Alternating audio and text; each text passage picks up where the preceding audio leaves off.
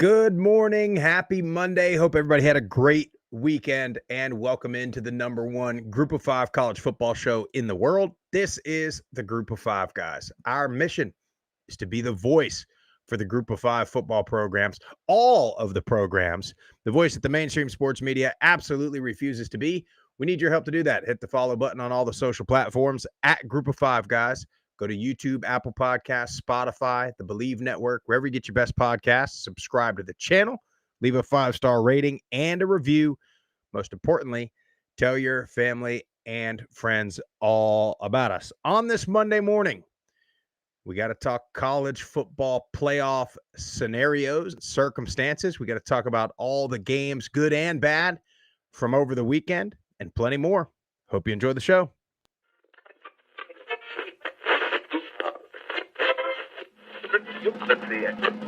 This is the Group of Five guys, and we are coming to you live. They got Old Dominion week 3, and ODU is by no means a layup. Group of Five guys told me that, so that has to be true. We looked at each other, we was like, Mike, the best place to be is a Group of Five. So I'm sitting here with the Group of Five guys, right? Detroit has won. It's been a winner, and it's a special place. So it's why you want the job. But it's a ton of fun to watch a guy go to the NFL from a Nevada or a Colorado State or a Middle Tennessee or an App State, and fans follow that kid. It was across there. You want to have this thing packed out, have the student section packed out, giving those guys hell on the sideline. I mean, that's part of it. I mean, win or lose, like we're winning the tailgate. There's no better place to be developed in this country than Boise State. Well, Jeff, it's that time of year. It is officially fall. The leaves have changed colors. The leaves have fallen to the ground. The house is starting to smell of pumpkin spice and cinnamon and, all the other fall flavors. So it's time to visit DecaGray.com and get you one of the fall custom blends that Devin over there at Deca Gray is doing. You guys know the drill. Excuse me. DecaGray.com. Use our promo code GOFG, 10% off plus free shipping. Say it every single show. This is roast to order coffee. Now, this is not sitting on a shelf. This is not sitting in a box or a bag or one of those tubs you see at Publix or Walmart. Okay, this is roast to order coffee. So when you click purchase and put in that promo code, that's when they roast it. That's when they bag it, ship it directly to your doorstep, usually in a day or two. But now's the time. They got all kinds of, seasonal blends, if you will. It's time to check that out. Also, Levels Sports Picks. I can't even keep up with all the wins that I'm seeing on socials from Levels, all the positive 5-star reviews from the Levels Discord. Honestly, man, it's a great group. It's a great, a lot of good camaraderie. It's a good family, man, of people that are, at this stage in their gambling careers, and then the people that are just getting started, just trying to learn. So make sure you check out that Level Sports Discord. The link is in our bio on all of the socials. Jeff, like every other Monday, Wednesday, and Friday that I come on this show, I got a big problem. That happened. So on Friday, I was getting ready to come home from work, and I got a call from my beautiful wife that there was a Christmas tree on sale over at the local, I don't know what you call it. It's not a thrift shop, but kind of like a, these people that buy Amazon pallets and stuff like that. Yeah, one of those, right? Jeff, I have Christmas decor up in my home on November the 10th, 2025 in the year of our Lord. Now, if you remember correctly, it was probably 2, maybe 3 years ago when the debate was before or after Thanksgiving. And I have always been in the day after Thanksgiving camp. No That's doubt. when it is. Thanksgiving is a damn fine holiday.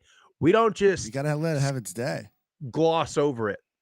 And at that time, my wife was putting stuff up, maybe right before Thanksgiving, maybe like the week before, because we might be having family over for Thanksgiving. So we wanted the house decorated for Christmas. Well, we're not having anybody over for Thanksgiving. We're probably not having anybody over for Christmas. We're traveling. This is our year to travel, it looks like. And yet, Jeff, there's a 9-foot Christmas tree in my living room. Jeff, my ceilings are 9 feet. I got in the house with this thing and I'm standing there and I'm like, I've never really thought about how tall these ceilings are. But they look like they're less than 3 feet away from my eyes. And sure as hell, dude, this thing is, the top of the tree. We're not gonna be able to put a topper on the damn thing, Jeff. You have to cut it. Yeah. So I can't believe you, Sprouse. We were steadfast. I know on letting Thanksgiving have its day, and here you are with a damn Christmas tree up. I am still steadfast, but happy wife, happy life. Yeah, well, the message in church this weekend was talking about to love the things that the people you love, and so I have been. I've been forced. My wife pretends to love Group of 5 football, and so I have to pretend to love Christmas in October. So we all got to make sacrifices in life. That's where we are. So if you see me, posting pictures of me watching games or something, and you see a little dim, multicolored twinkle in the background, that's what I have the setting on the Christmas tree. It's not much. We don't have anything outside yet, but the living room is complete. Living room is complete. It's there. Well, Sprouse, if my eyes look a little like I've got about 3 hours of sleep, it's because I did. I mean, how come, Jeff? Tell us more. Today's the day. Domenico's location number 2 in Murfreesboro is going to be opening up. Soft opening for like a week. Get my staff and everything trained up, but I have been burning the midnight oil, building stuff out, getting stuff installed, changing over menus, POS systems got to be put in. It's been a rat race, but Sprouse, we're here. I'm excited. Excited to get to sell some more sandwiches. Well, congratulations, number one. Appreciate it. And then second of all, if you are in the Murfreesboro, Nashville, Middle Tennessee area, anybody traveling for work, or you live there and you listen to the show and you haven't been, or even if you have been to the OG location on the square, make sure you check out the second Domenico's location. Where is it now, Jeff? Tell the world here. 1602 West Northfield Boulevard, Suite 100. Can't miss us. We're on the corner, closest to the road. It's a good location. Oh, yeah. That's what you want, Jeff. Well, yeah, congrats. And you know what? You want to talk about dedication, courage, grit. That's what you've got, Jeff Murphy. You know what I mean? Look at you. You can't. I got an eye problem. You just exhausted. And so we need, I tell you what, if we could get maybe a Visine sponsor to call into the show, we could use it bad, because whatever the hell they got me on ain't working. Jeff's not sleeping at all. And we got some bags under our eyes. They're red. The wall, I can't, that's what it is for me, is I'm not producing tears. But maybe your tear ducts are clogged. They are.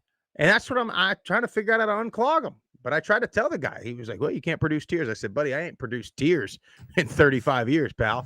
So, what's the problem? Oh, that's great. But anyway, we got to talk about football. We got to talk about this playoff picture. And we had a couple games that really put a dent, put a wrinkle in the playoff tiers, with San Diego State, of course, getting bludgeoned at Hawaii. Of course, Tulane getting the big win over Memphis at Memphis, and then South Florida manhandling UTSA the other night.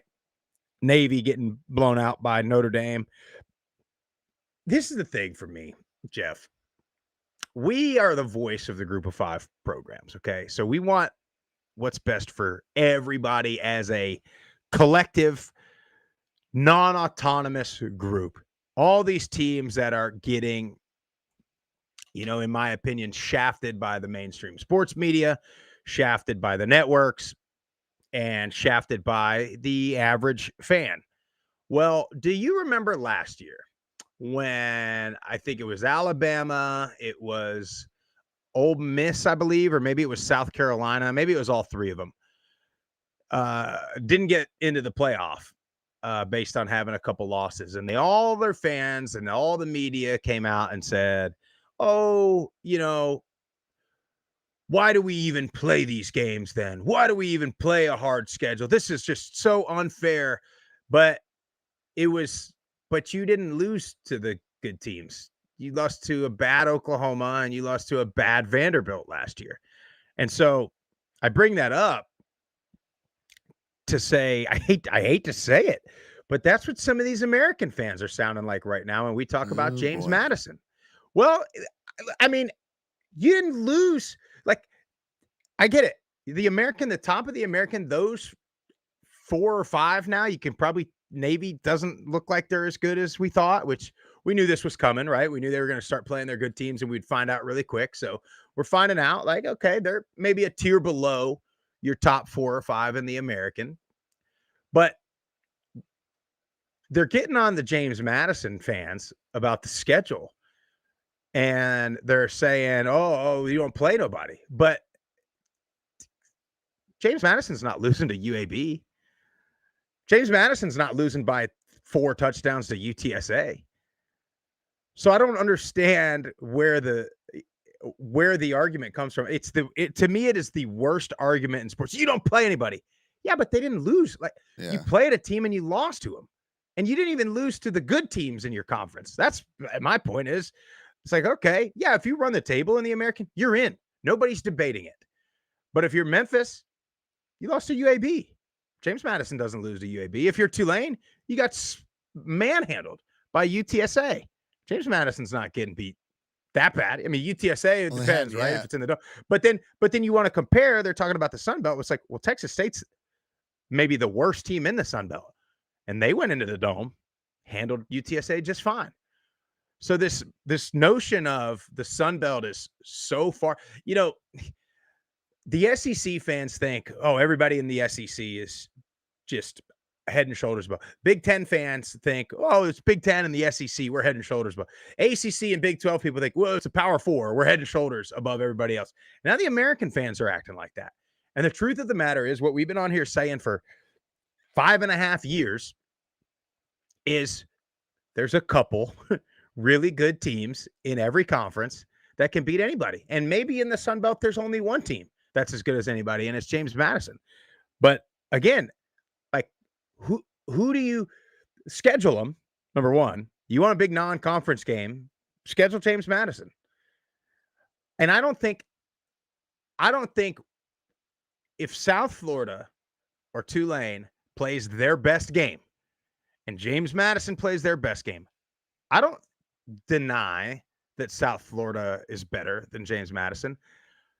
But I've seen it now on more than one occasion from all of these teams in the American where they're probably not going to play their best game.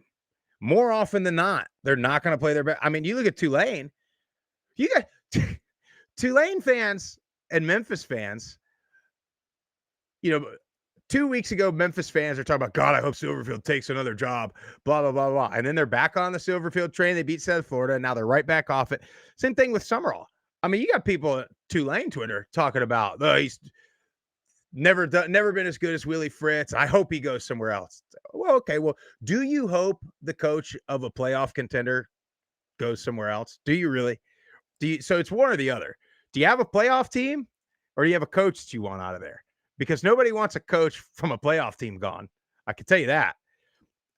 I don't know. I digress, Jeff. It's bugging me. No, I'm with you. It's bugging me too because we live in this era now that we're always on to the next thing. Like, doesn't matter what's going on right in front of our face. And every team, for the most part, has looked up one week and looked down. Like the parity this year from week to week, and not just in the group of 5 across the country, is crazy. And I'm trying to wrap my head around it and figure out what the reason is, and haven't quite got there yet. But to sit there and say, when you have a great coach that I hope he leaves, just be careful what you wish for, because it doesn't mean that there's another one waiting in the ranks, because there's so many high paying jobs that are available right now that it's just like the portal. All the top talent or all the top coaches, more than likely, are going to take those jobs, and then you're going to be left pulling and reaching for people that probably aren't ready yet, may not be qualified, more of a roll of the dice. So again, be careful what you wish for. And some of these things, I saw something that said I hate to even espouse stupid rumors like this that someone had a substance problem. And I was like, what? I didn't see that. I was like, this is just, I mean, it's just crazy. It's just absolutely crazy. Some of these social media accounts, these burner accounts, and I'm just like, guys, pump the brakes. Just watch the film, assess it as best you can, week to week, then look at it, in its entirety so far of how many games they played, and make an assessment. That's all you can do. That's what we do, and that's why I think James Madison has been the most consistent. They can't control their schedule, but they have handled their schedule pretty much top to bottom, outside of a couple games where it was close and they didn't maybe not look great, but they found a way to win. That's, to me, that's the key. Well, one more point on that. And again, the solution to all this, Jeff, you know what it is? Every conference champion should get in. We should 1,000%. We should go more towards playing conference games, and you don't have the non-conference thing until the playoff. But that's neither here nor there. But the other thing about that is somebody on Twitter was trying to compare this James Madison team to Liberty from a couple years ago. God bless you. Excuse me. Having a tough time. For one, that they have nothing to do with each other. I mean, other than they're not in the same conference. It's not Conference USA. They're in Virginia, I guess. But they said, remember the Liberty disaster from a couple years ago. And I get it. You don't want that again. However, a couple things. We've seen blowouts in these New Year's games, these playoff games left and right. But Tennessee. Again, like we've already seen the top teams in the American be blown out at least once this year. For Tulane, twice. For South Florida, once against Miami. So maybe James Madison does get blown out if they play whoever they might play in the playoff, if they get there. And odds are, I think somebody in the American wins out and gets this nod if there's only one, and we'll talk about that in a minute. But we've already seen South Florida get blown out and Tulane get blown out. So again, it's like when we're talking about the SEC. We don't want 6 SEC teams in there because we've already seen that they're not good enough to be the best in the SEC. So anyway, we got a chance to get 2 of them in. We got a real chance here with what the ACC. So the ACC had Louisville go down yet on Saturday. Virginia went down on Saturday. And so we got a chance, because here's the thing. It's very unlikely that I think the one team in the ACC that has the brand power and the the quality wins to do it is Miami, but Miami's not going to win the conference. Very unlikely. I was trying to do the math on it yesterday. It's very unlikely that Miami wins the conference. Now they could creep in there and get ranked in the top 12 and maybe get a spot. They probably have to get to 10, I think, to get in for sure. But you got a scenario where Duke now has 4 losses, 3 in the non-conference, 2 to group of 5 teams, by the way. And they might win the conference. I mean, they only have 1 conference loss. They're right there in the mix with everybody else. Now, I don't think that they're that good, but I don't think Virginia is very good. Louisville is the one that I've seen, more than the others, because they played the James Madison game, and they're hit or miss. I mean, they're not great. You know what I'm saying? Yeah. SMU, are they very good? You know what I'm saying? So we got a chance here. If Duke wins the ACC, there's no way that you could put Duke in over an American champion, especially if it's Tulane, who beat them head-to-head and beat them handily head-to-head. I am the biggest Duke Blue Devil, Darian Mensah fan the rest of the way, because if you look at their schedule, their biggest game is this week against Virginia. If they can knock off Virginia, they got North Carolina and Wake Forest. That's who they got left. So if they can find themselves a way in that championship game, which beating Virginia would probably do it, and they win out, and they somehow win the ACC, I know, because they're not even ranked right now. And this is what you'll see, because there's no way the committee can justify if they beat Virginia at a record of it'll be 6-4. They'll jump. There's no way they could rank them that high. They can't. And if they but they'll jump them because that's why, Jeff, that's why you keep, because you got to see, we don't really know where Memphis was last week. We just know they were the top ranked group of 5 team. So that's where you're going to keep. It'll be South Florida this week, South Florida and James Madison probably, and maybe Tulane. They'll never get higher than 23, 24, 25. And there's a strong chance that's what they are, 23, 24, and 25, just to make sure they can't jump too high. They can, and if Duke goes and beats Virginia, and then let's say they beat a SMU in a ACC championship game, you'll see them jump, because you don't have to get into the top 12. You just have to get into that ahead of where the top group of 5 team is. Now that's the debate, though. If Duke gets there and then Tulane is sitting there, Duke with 2 more losses and a head-to-head loss, I mean, you want to talk about a revolt if that happens. I remember when Cincinnati made the playoff, when it was just the 4-team playoff. Remember, Cincinnati was undefeated and Notre Dame had 1 loss to Cincinnati. And I remember freaking Lee Corso kept getting up there talking about Cincinnati plays minor league football and this and that. And they were trying to justify putting Notre Dame, whose lone loss was to undefeated Cincinnati.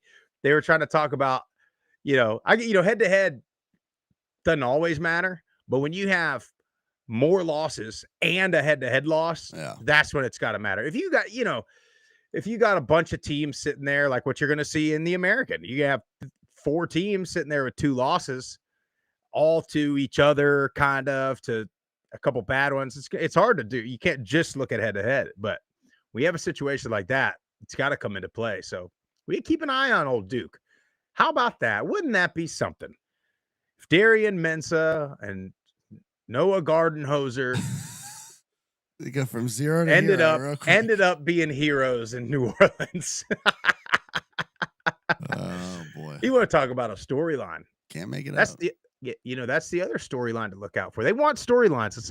So another notch in favor of James Madison. If somehow Indiana were to, lose to Ohio State in the Big Ten championship game, put them at the 5, James Madison at the 12, Signetti, the whole thing. It's there. It's all right there.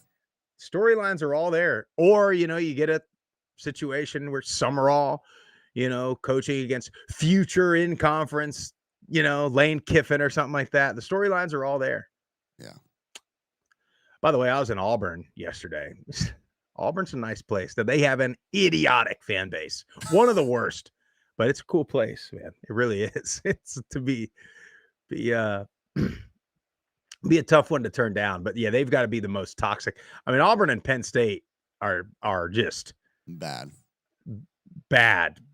Again, Auburn Twitter is already like talking about multiple different coaches as if they're terrible hires. They haven't even hired, they don't have anybody. Yeah, they don't even have a candidate out yet. So I mean, it's just I don't know, man. Do you really want to go there? Plus, it's a basketball school. Auburn and Florida basketball schools, LSU women's basketball school, baseball school. You really want to go there? Play second fiddle to Calipari or Kim Mulkey. Arkansas basketball school now, Calipari there. Kentucky basketball school. All these jobs that are going to open in the SEC, those are basketball schools now. It's time you want to play second fiddle. That's what I mean? So we got to talk about these games. Obviously, the big one was the Friday night game, Tulane at Memphis. To me, there's a little bit of, I'll tell you, I'm glad Tulane came out and played the way they did, especially to open, because I thought they were going to be flat again. I really did. But they came out, it looked a lot like the Duke game that we were at. It looked a lot like it. Came out, everything was working on offense. They were balanced on offense. Retzlaff running the ball, shots down the field. They took a shot in the first play, and they score on the first play. Receivers making plays. Receivers having multiple steps on these Memphis defensive backs. You love to see it out of Tulane. And I know you tweeted about it. It's like it almost makes it more frustrating, Yeah. doesn't it? When you have that, and then you're like, well, then what the hell happened last week? You know what I mean? Well, I think it comes down to Summerall's been talking about it. They're just a young team. Outside of a few players, like they are a young, immature team. But I just had a feeling that after an embarrassing loss, that Summerall was going to have these guys ready to go, and yanking Retzloff in that game where they were getting blown out, like that does something to you. It lights a little bit of a fire now because he came out and was dialed in. 300 yards passing, 3 touchdowns. Shaz Preston had 2 touchdowns. I mean, they were pushing the ball vertically downfield, which what that does to a defense is it just gives you a lot more room underneath, and it gives your run game so much more just space to operate in that box. And you saw that the entire game. Memphis obviously started to come back late, but Tulane was just explosive play, explosive play, explosive play. If they can do that with their very, very good defense, they're hard to beat. But we have to see it on a more regular basis. We just haven't seen it enough. Just at times they've shown it, and then to go away for like almost an entire game or a half. But man, they look stout. Yeah, I mean, Jeff, to be honest, it went away for half their season. Yeah. You know what I mean? I mean, you go back to South Alabama was their second game of the year, and it was quarter by quarter. First quarter, they looked terrible. Second and third quarter, they looked amazing. Looked, oh my God, this is the Tulane team. Then fourth quarter, they let off the gas. Duke, I mean, they're blowing Duke out. Yeah. And then they allow it to get close late to where Duke's got an opportunity for an onside kick. And then, East Carolina, you're moving the ball, but you can't score. Army the next week. And so it was maybe now they let Memphis creep back in it late. Now, Memphis is the best team out of any of those that they've played where they look like that. And so that's part of it. But yeah, has that eliminated Memphis, you think? I mean, they've got 2 in-conference losses now. So it'd be tough. I mean, I don't think North Texas is going to lose. Yeah, so North Texas, I think eliminated, but it definitely makes it tough. Somebody'd have to get upset. Tulane would have to lose Tulane would have to lose twice. Yeah, well, you got South Florida. If South Florida lost again, which I don't think Navy is their toughest one remaining. Yeah, I mean, you got South Florida, Navy, Tulane, North Texas, and ECU all in one loss. A couple of them will pick up one, but you're gonna have probably 3 one-loss teams potentially. What you got to hope for is if you're Memphis, you got to hope Navy beats South Florida, because that would put Memphis ahead of South Florida because they have a head-to-head over South Florida, and then Memphis would have to beat Navy, which you'd think they would. So then that would put them above Navy, but then you need North Texas to lose, and then it would be a matter of one of the tiebreakers. Yeah. Memphis, North Texas. So unlikely and Memphis for Memphis. has ECU this week. Yeah, which, if you're ECU, you're probably like, damn, because had they beaten Tulane, it's going to be like Memphis versus South Florida. They came out a little ornery after a bad loss to UAB. So you got to think they'll come out playing a little better, but they're at East home. Carolina, They're at home. And East Carolina still with a, kind of an outside shot. San Diego State losing opened it up, I think, for now. Now I think you're down to, unless James Madison goes and loses the rest of their games, or, or somebody in the American just loses out. I think you're pretty much down to, if I were to put it in tiers, South Florida wins out, American champ. North Texas wins out, American champ. Probably Tulane wins out, American champ. And then I think you have James Madison wins out, American champ. I think there's some argument with Tulane and with a 2-loss Tulane and a 1-loss James Madison. I think you have an argument. I think Tulane would get the nod for better wins. And then plus you're going to have better wins late. You're going to have James Madison will beat Southern Miss, who, I mean, might be 10-2. You know, they might be 10-2. And then, but Tulane will have, here in these last 4 or 5 weeks, a win at Memphis, a potential win versus South Florida if they win the American. You know what I mean? So they'll have the better end of season wins to build that resume up. But, for Memphis, well, here's 2 things. Retzlaff was banged up a little bit in that game with his leg or something. And same with Brendan Lewis. I don't think Brendan Lewis's injury had much to do with this game. He was a little limited with his feet. But I mean, it was their defense just good. I mean, you're letting guys get 3-4 steps behind you. Yeah. I mean, it's got nothing to do with your quarterback. Navy and Notre Dame had no idea Blake Horvath wasn't going to play. I mean, I didn't see that anywhere. I don't think Navy had much of a shot anyway. But without Horvath, I mean, you didn't have much of a chance at all. They hung in there the first quarter and a half, probably, and then floodgates sort of opened up. Notre Dame's pretty good. I mean, they've got some really good backs. Quarterback's playing a lot better, towards the end of the season. Yeah, and they just, it didn't go so hot for Navy. But again, we kind of, as good as Navy was, they were undefeated. They weren't winning. They weren't dominating very much. They weren't convincingly winning. And you had for a second at halftime, I mean, it was right there. You had bad weather, which was what you want if you're an academy school. It fits your narrative. But ultimately, just too big, too physical. They lean on you, and you just wear out the second half, and the floodgates opened. Navy have South Florida this week. Is that who they have? Yeah, on the spot here. It's elimination game. Yep. At Navy. Maybe they were saving Horvath. That's what trying to make a run at the American. I mean, they still only really have the one loss. They probably thought we don't have much of a shot in this game. Just try to win the American. Now, what about that? What about a 2-loss Navy? I think James Madison gets in over them. Yeah, they're in. If you get any 2-loss team in the American, I hate to break it, but they're going to put James Madison in. The reality of it all is you're probably getting South Florida winning out, and they're in. Yeah. They are in. And they're both ranked. They're 24 and 25 in the AP. In the AP, yeah. Yeah, I think you'll see South Florida at 24 or 25 in the CFP tomorrow night. Then I think James Madison will be just on the outside. Tulane will be, for what it's worth, I'll say this. The mainstream they got a little crush on Tulane. They like Tulane. It's because they want their head coach. That's very true. They want to promote it. Yeah, that's very true.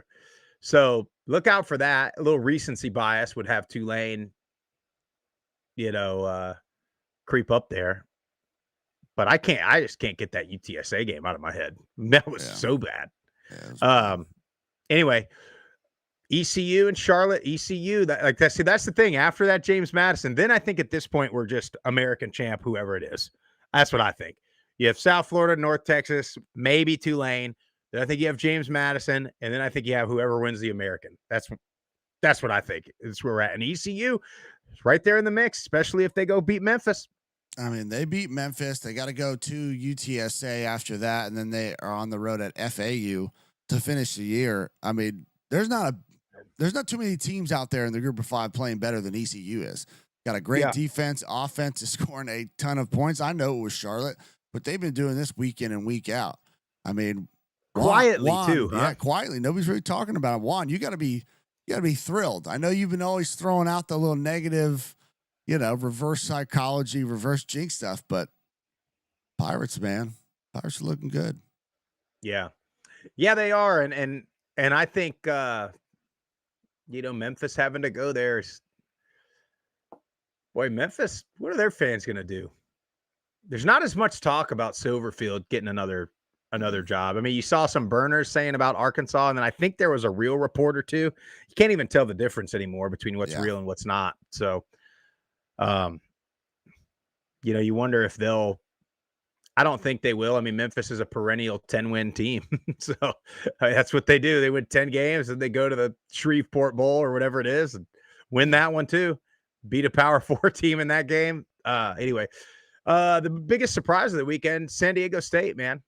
I mean, all the things that they had been doing well, they did terribly. Alejado picked them apart. I mean, absolutely picked them apart. What was it, 38-6? Yeah, 38-6. I mean, I don't think you recover from that. Now, again, we talked about San Diego State, that they were getting into the meat of their schedule and it was going to get tough for them down the road here. I thought their defense was good enough to keep them in every single game, and they did not prove to be that against a good Hawaii team. Shout out the Rainbow Warriors, man, for 7-3 on the year. Timmy Chang coming into the season, was very high on them. And for me, they've answered the bell. They've looked great, especially the last couple of weeks. But this is the problem with San Diego State. I think their defense, the 38 points, yes, that is a ton of points, more than people have scored on them all year. But part of that is a symptom of the offense being inept and keeping the defense consistently on the field. You're going to give up points to a run and shoot offense. You just are. But when your offense is turning it over, Jaden Denegal did not have a good game, 2 interceptions, couldn't do a whole lot on the ground either. So your defense is just constantly out there against an offense that is going to push you vertically. They're going to stretch you 53 in the third. That's what they do. And then you calculate, you got the travel too, all those things. It's just harder to play on the island for whatever reason. Shout out El Hado, Jackson Harris. I mean, monster game, 3 touchdowns. I love it. Hawaii's back. They're close. You know, back is the closest. This is the closest they've been. Oh yeah, back for Hawaii is them beating everybody on the schedule 38-6. Well, yeah, no doubt. I mean, that's back for Hawaii, but yeah, I mean that pretty much. I think that eliminates the Mountain West. I do. I think so. I do. James Madison and Marshall. For everything that I said 20 minutes ago, James Madison didn't look fantastic against Marshall. Now, it's a play for 75 game, right? Marshall always plays that game. No matter who they're playing, they play it well. Crowd's really into it. I did think at times, I thought offensively, James Madison looked predictable. I thought when they were running Barnett, I thought everything just looked a little slow to develop. I think Marshall's defense had a pretty good game plan and that's why it was slow to develop. Barnett's waiting for something to open up and it never really got there. But they've got to, okay, now let me get on my American pedestal here. James Madison's got to win convincingly the next couple of weeks, because as much as I think Marshall's a good team, you gotta blow them out. When you have Tulane's playing Memphis or East Carolina's playing Memphis and Navy and South Florida are playing, and you're playing Marshall, the perception is Marshall's a lot worse than those teams. So you've got to dominate them. Now they got a couple more weeks to do that, and they'll more than likely, of course, Steeple, I know you're in the chat there. The Chanticleers are red hot for that final game of the season. So they could really spoil it all. They could open up the door. I mean, you could open up the door for a Southern Miss team at 10-2, 11-2 Sun Belt champs. Wouldn't that be some to make a run? But I think they'd have to have beaten James Madison to build the resume. You know what I mean? Yeah. Like, you beat Coastal, it's not going to do it for the committee. But anyway, I just think James Madison, they gotta dominate start to finish. They gotta go up big and keep a lead the whole game. I think that's what they got to do. Yeah, the offense for me didn't look quite as sharp as it has a couple of weeks. In the last couple of weeks, Barnett missed a wide open receiver for a touchdown in the first half. But this is what I like about James Madison is it wasn't their best performance, but they found a way to win. And you can always lean on defense. You got to give Del Rio Wilson a lot of credit. He's played so well this year. And he is a problem in the run game. He's been efficient in the pass game. He wasn't against James Madison, but Marshall plays physical. They take the mantra of their head coach. You got to give Marshall a ton of credit the way they played this year. I know they're 4-5, and they doesn't seem like a good win, but it was, in my opinion. I think Marshall's a good team. Their record doesn't show it, and this win in an ugly kind of fashion for James Madison is big for him. It's a big confidence booster. Yeah. So let's look at the other games in the American. So you got Navy, South Florida, Tulane, North Texas, East Carolina, all with one loss. Temple and Army went about as Army as it could go. Army up a point with the ball, 9.5 minutes to go, and Temple doesn't touch it again. Army just, crazy. What a way to close the game. And see, that, God, if I can find a team that can take that, if South Florida could do that, if some of these teams could just run the ball and hold the ball for 8-9 minutes, I mean, some of these teams would be unbeatable. The problem is Army can only do that. But they get it done against Temple. Rice over UAB 24-17. FAU over Tulsa 40-21. FAU, if you're Tulane, just be careful. That offense is starting. Yep, They've been score points. They've been slowly getting better and better. So can't fall asleep in that one. Conference USA is a total mess. Kennesaw State and Jacksonville State, who play on Saturday at 8 p.m. Eastern time in Jacksonville this weekend, are both 5-0 in conference. Western Kentucky's 5-1. Kennesaw and Western do not play. So you have Kennesaw, Jack State this week, and then Western Kentucky, Jack State, final week of the season. So, Jack State, well, they all control their own destiny, really. I mean, if you're Kennesaw, you beat Jack State, you're pretty much. You're gonna have the Kennesaw rematch. may host a freaking championship game. How about that? But yeah, you might get a rematch then if Jacksonville State can go. Jacksonville State can beat Kennesaw, and Kennesaw can still get in. Yeah. So I don't want to say it doesn't matter. It matters a little less now. Jack State beats Kennesaw, and then Western beats Jack State. I think you'll have Western Jack State championship game. But Sam Houston got a win, Jeff, over Oregon State. How about that? How about that on the CW late night game? New Pac-12, not looking too hot. No, no, it ain't. And then Missouri State. It's too bad Missouri State's ineligible. I mean, they're 6-3 right now. They beat Liberty. I just don't get it. I don't understand Liberty. I guess I think they're just not very good. And I think I've put a lot of emphasis on their brand and the names that I don't know. They're so frustrating. Yeah. Because they're up 10-0 at halftime. Defense is playing well. And then they just go stagnant in the second half and don't really get much else going and let Missouri State come back and win. And late, too. It was late in the fourth quarter they gave that up. They had the game. And then you look at Delaware with the comeback. Incredible onside kick at the end of the game. They get it, go down, kick a field goal to win. Man, shout out Delaware. That's a big time win there.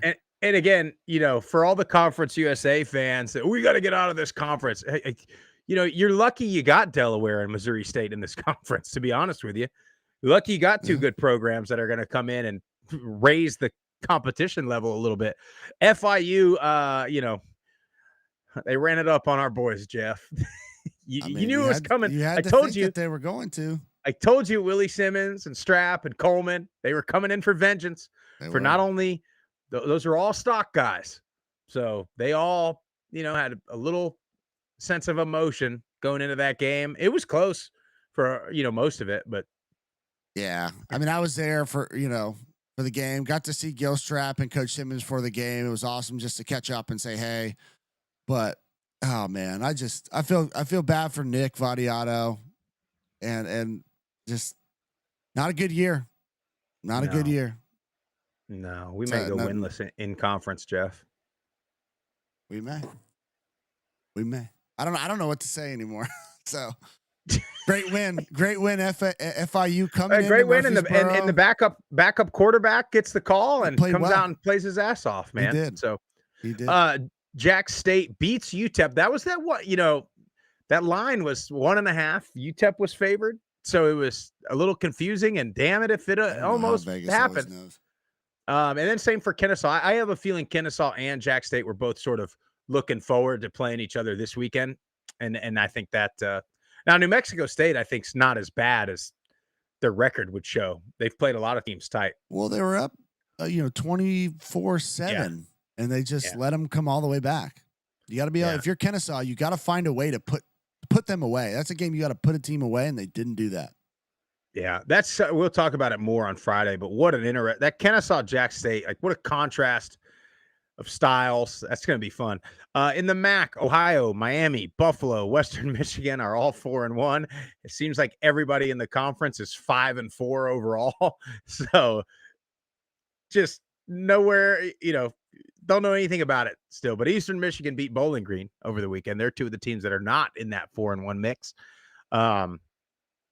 Ohio, I think, is the best of that bunch right now. But, you just never know. Well, he just lost. Ohio? No, they didn't. No, they beat Miami. Winning. That's right. Yeah, they beat Miami. Well, Ohio, to me, they've got the best player in the conference. And so that's what I think gives them the edge against anybody that they play. But meanwhile, as bad as low as we've been on Buffalo, they just keep winning.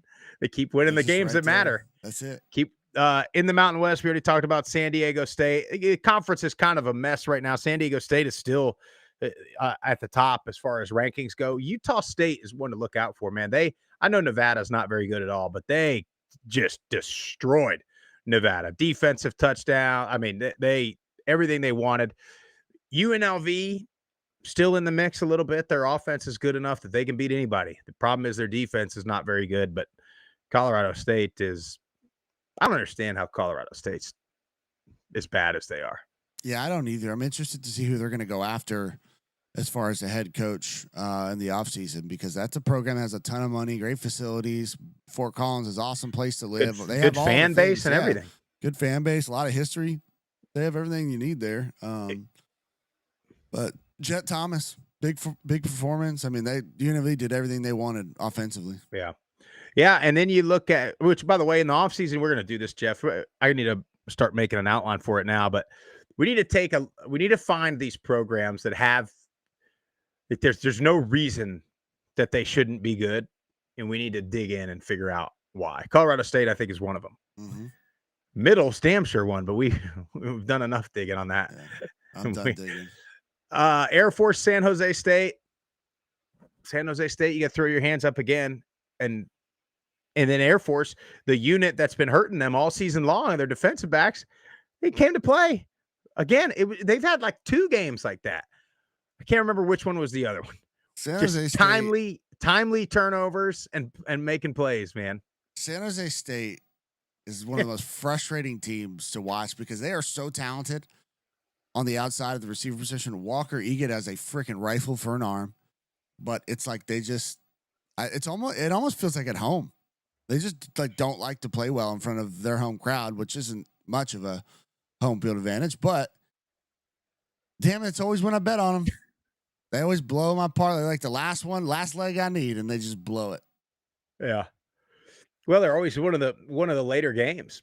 And in Air Force, for their defensive backs, it makes sense. They're young. They're playing a bunch of freshmen in the defensive backfield. So that's where you can understand the inconsistency where they got the ability. It's not there yet. So look out for that team next year if they can, if now's their only chance to transfer. So look out for them if they hang around those guys. You go into the Sun Belt, pretty much official. You're going to have James Madison at Coastal, final week of the season in the East.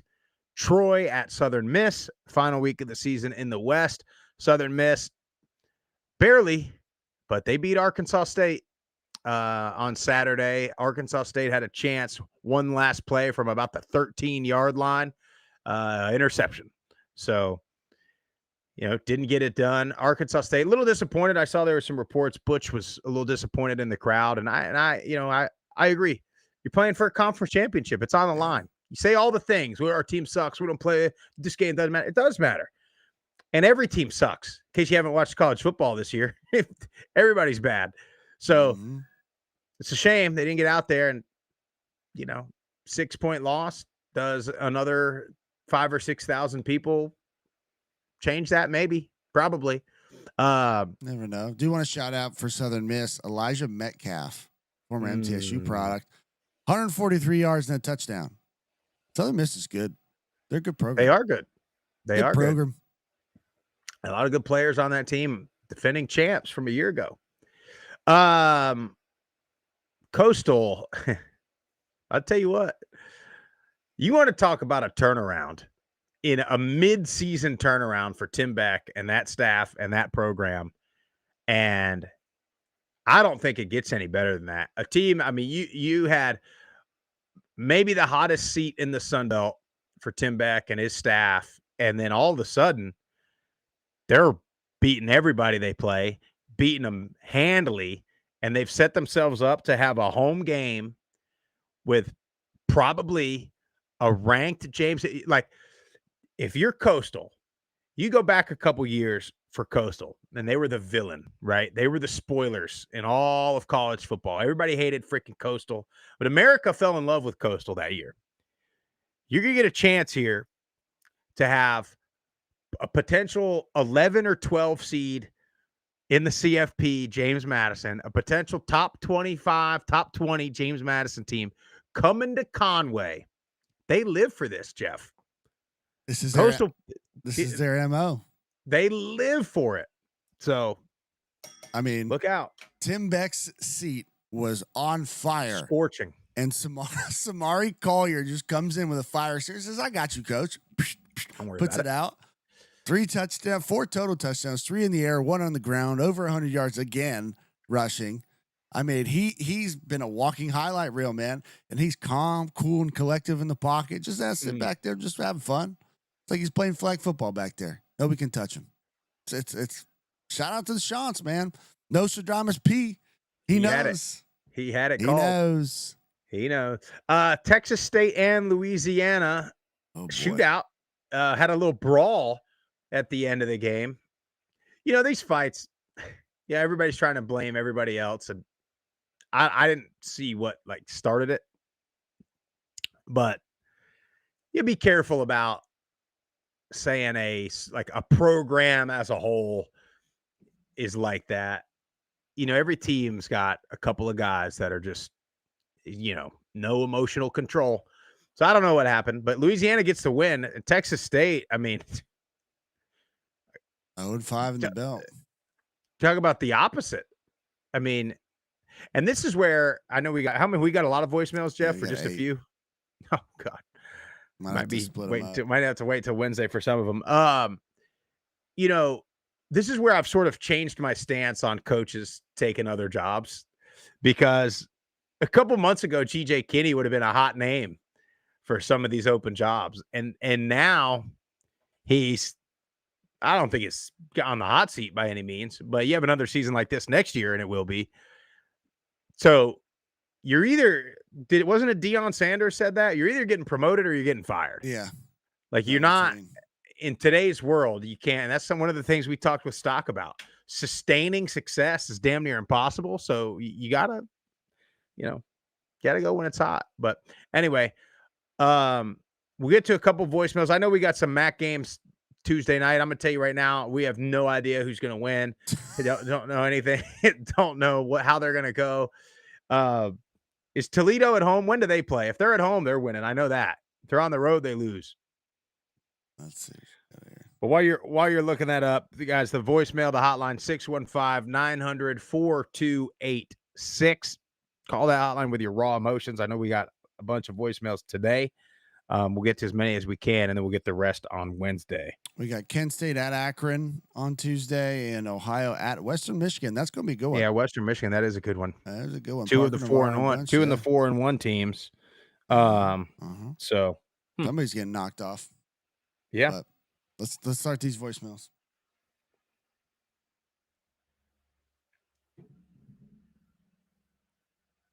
Group of 5 guys. Chuck T here.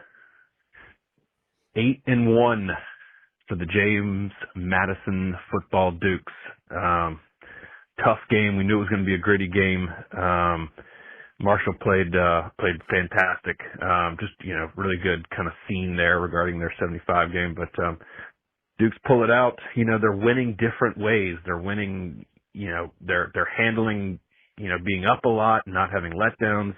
They're eking some out regarding ugly wins. Georgia State, they're winning in these gritty ways like yesterday. They're winning in second halves where it's tied going into half or close. So I'm just really liking the way that they're winning a bunch of different ways. So let's keep this going. Got App State rolling into town. It should be a massively, massive crowd and great atmosphere. But things are shaping up for this last game of the season down at Coastal. Coastal had a solid win again, so their train's running too. So anyway, just Sunbelt football coming down. Sounds like it might come down on the west too with Troy and Southern Miss. But anyway, just some great games along the slate. I don't know if y'all had a chance to catch Danny Cannell's latest BS on the fact that the G5 shouldn't be allowed in the 12-team playoffs. What a loser take, man. God. Anyway, but let's focus on what's positive. Go Dukes. Keep it going. Stay focused. Just win, baby. Just win. Y'all take care. Have a good one. Go Dukes. Go Group of 5, guys. He's going after my heart, too, with the just win, baby. Just be careful. We're cursed as an organization. Hey, the Dolphins won yesterday. Did you see that? did. Beat the Bills. Crushed them. I don't know.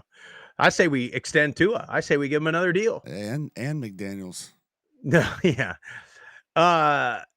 James Madison, you mentioned it. They're finding ways to win, but this time of year, like, you gotta start winning convincingly.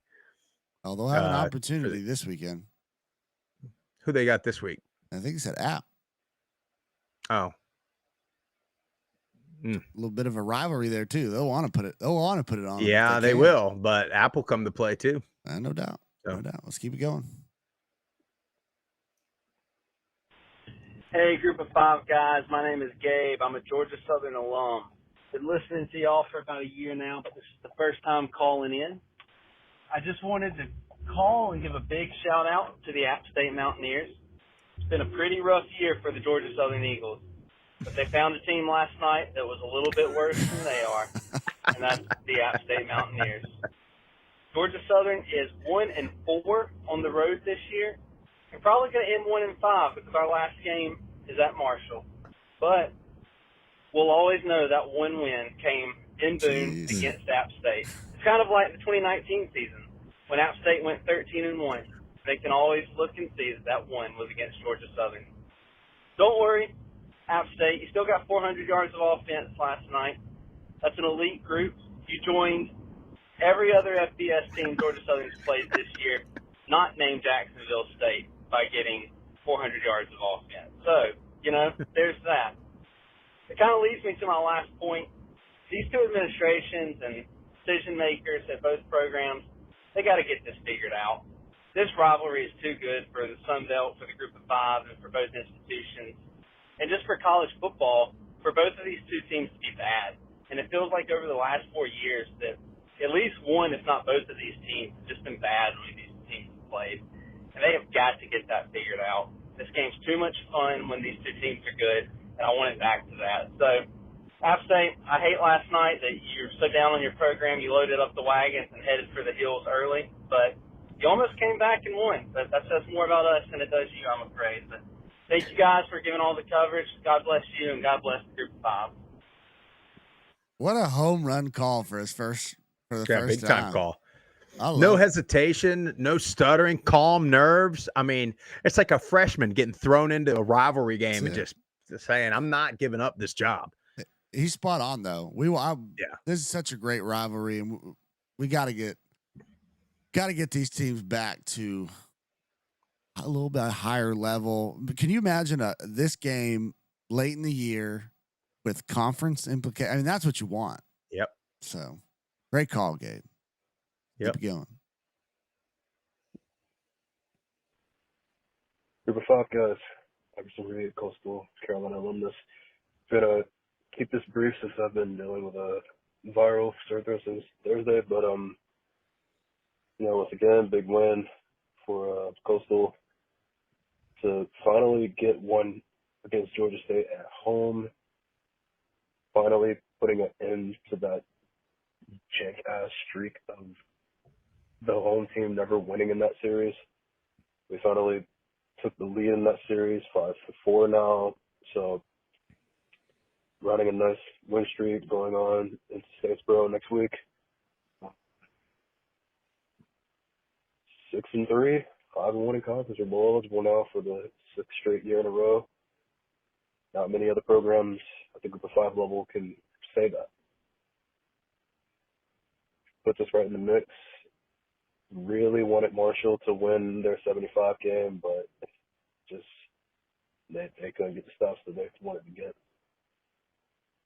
This is okay. So now moving on, changing topics. I know this is NFL related. You guys don't want to talk about it, but yeah, my Panthers are kind of close right now.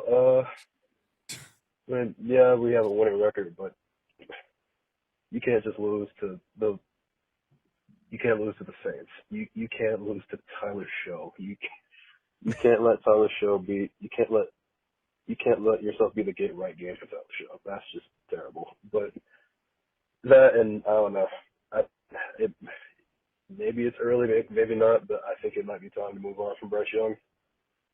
Just start building everywhere else, and then get the quarterback that you think you will fit whatever you're building. But as it is right now, I don't think Bryce Young's that guy. But anyways, thank you guys for all you do covering the G5. God bless the 5 guys. Shut up. Appreciate Jefferson. You got to understand something, Iverson. You're talking to a Raiders and a Dolphins fan here. It's like nothing you say NFL related is going to compare to what we deal with. Misery. Just straight misery for 3 decades almost. At least the Panthers were in the Super Bowl.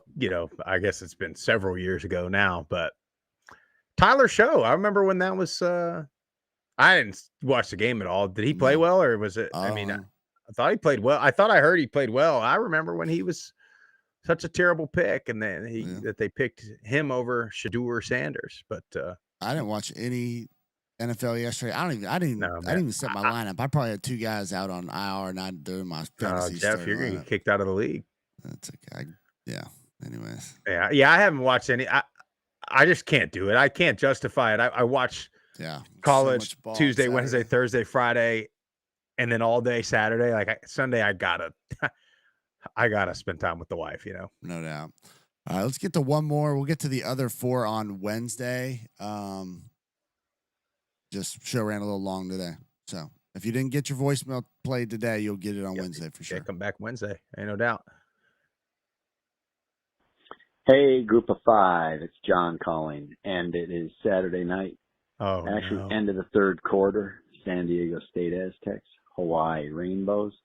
And listen, I'm not really happy about the Aztecs being blown out right now, but I'm calling I told you because he's I've been telling you guys it's a mirage record. The schedule was the luckiest, best schedule. They got the best running back in Lucky Sutton. No, not the best, but I mean, he's so good. His name's Lucky Sutton. The real lucky this year is the schedule the Aztecs picked up. And this is the first game of 4 against better level opponents versus the first 8 weeks. And here we are. It's not even a contest, you guys. I just turned the TV off. I'm watching on the Mountain West app. On a pick 6, Denegal threw a pass that just like, are you kidding me? So 38-6. There's that high-powered offense, but more importantly, the great Aztec defense, where they're like the most shutouts in FBS. Yeah, because who we played, and this is what I've been saying. I still like the Aztecs, but they're just not as good as everybody thought they were. Hey, that's a wrap. I'm not even going to turn the 4th quarter on. I'm out, but tomorrow I'm going to San Diego State University at VA House Arena and watching San Diego State men's basketball. That is a team for this year to people look out for. Watch and enjoy. That's the real deal. Okay, you guys, Group of 5, thank you for all your content. I listen to every YouTube you guys put out. I love it. Thanks. Keep up the good work. Bye. Appreciate you, John. We love your call. I'll have you know that when that game was sort of, out of hand. John is the first thing that I thought of. I thought he's gonna call. I told you guys they weren't good. Here's the thing, though, Jeff. Their next three: Boise State at home, San Jose State at home, and then New Mexico on the road. Tough stretch. More likely they win out or lose out. What do you think? I think they split. Well, yeah. I mean, I think they'll beat Boise. Yeah, I think they'll bounce and they won't back. beat the other two. That's what I think. I think they'll bounce back this week. I think, yeah, they probably get New Mexico, because that'll be a tight. New Mexico, it's not like they spin it real well. They'll run it a lot. That front seven will be able to hold up against that. Yeah.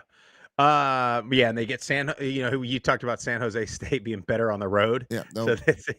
They'll come out and throw for 400 something yards. That's exactly. Anyway, appreciate the call, John. If you like the show, make sure you follow on all the social platforms at Group of Five Guys. Go to YouTube, Apple Podcasts, Spotify, the Believe Network, wherever you get your best podcasts. Subscribe to the channel, leave a 5-star rating and a review. Tell your family and friends all about us. Check out Maction Tuesday night. We'll catch you Wednesday morning. We're out of here.